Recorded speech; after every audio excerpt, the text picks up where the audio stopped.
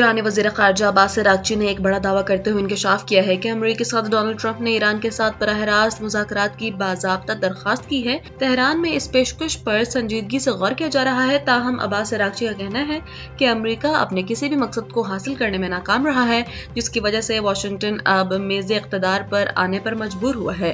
سفارتی مشن کے اگلے مرحلے میں عباس اراغچی نے ماسکو میں روسی صدر ولادیمیر پوٹن سے ملاقات کی، جہاں روس نے ایران اور امریکہ کے درمیان کشیدگی کم کرنے کے لیے ثالثی کی پیشکش کی ہے۔ صدر پوٹن نے ایران کے ساتھ اسٹریٹجک تعلقات کو مزید مضبوط بنانے کے عزم کا اعادہ کیا اور ایران کے سپریم لیڈر کے لیے نیک خواہشات کا پیغام بھیجا۔ ایرانی وزیر خارجہ نے امید ظاہر کی ہے کہ روسی تعاون اور خطے کے ممالک کی مشاورت سے ایرانی عوام جلد اس مشکل سے دور نکل جائیں گے اور امن قائم ہوگا۔ انہوں نے ایک بار پھر اسلام آباد کے دورے کو مثبت قرار دیتے ہوئے اسے مستقبل کے سفارتی روڈ میپ کے لیے اہم قرار دیا۔ واشنگٹن میں وائٹ ہاؤس کورسپونڈنٹ ڈنر کے دوران فائرنگ کرنے والے ملزم پر باقاعدہ طور پر امریکی صدر ڈونلڈ ٹرمپ کو قتل کرنے کی کوشش کا سنگین الزام عائد کر دیا گیا ہے۔ 31 سالہ ملزم، جس کی شناخت کول تھامس ایلن کے نام سے ہوئی ہے، اس وقت وفاقی حراست میں ہے اور اسے اسلحہ کے قوانین کی خلاف ورزی سمیت 3 مختلف الزامات کا سامنا ہے۔ عدالت نے ملزم کو عارضی طور پر جیل بھیجنے کا حکم دیتے ہوئے کیس کی اگلی سماعت جمعرات تک ملتوی کر دی ہے۔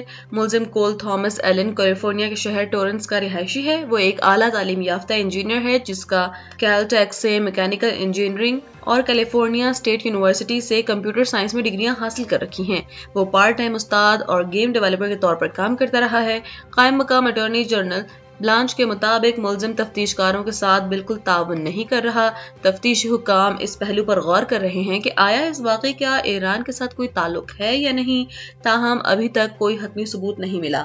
ترجمان وائٹ ہاؤس کے مطابق صدر کی حفاظت کے لیے سیکیورٹی پروٹوکولز کو مزید سخت کیا جا رہا ہے اور اس سلسلے میں محکمہ ہوم لینڈ سیکیورٹی کے ساتھ اہم مشاورت جاری ہے۔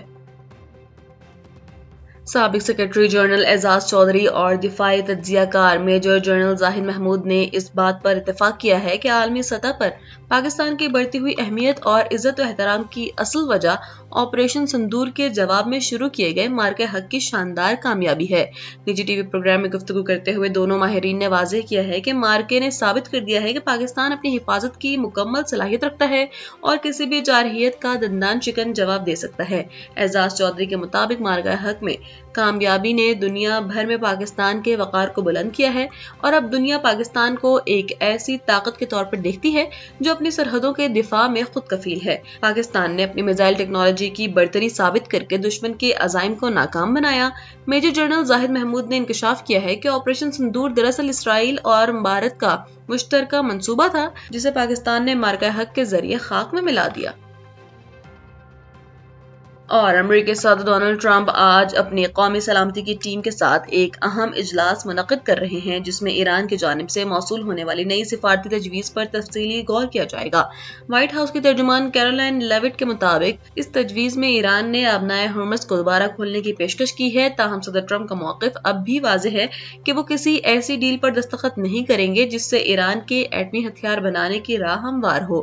ساتھ ہی حالیہ حملے کے پیش نظر وائٹ ہاؤس اور ہوم لینڈ سیکیورٹی صدر کی حفاظت کو مزید فول پروف بنانے کے لیے نئے اقدامات پر بھی مشاورت کر رہے ہیں۔ قومی سلامتی ٹیم ایرانی پیشکش کی تکنیکی اور تصویراتی پہلوؤں کا تجزیہ کرے گی۔ امریکہ کا بنیادی مطالبہ ایٹمی ہتھیاروں کی تیاری پر مکمل اور مستقل پابندی ہے۔ پریس ڈنر میں فائرنگ کے بعد صدر کی حفاظت کے لیے ایک نیا بال روم بنانے اور پروٹوکولز کو مزید سخت کرنے پر غور جاری ہے۔ وائٹ ہاؤس اور محکمہ ہوم لینڈ سیکیورٹی کے حکام مستقبل کی سیکیورٹی حکمت عملی طے کرنے کے لیے سر جوڑ کر بیٹھے ہیں۔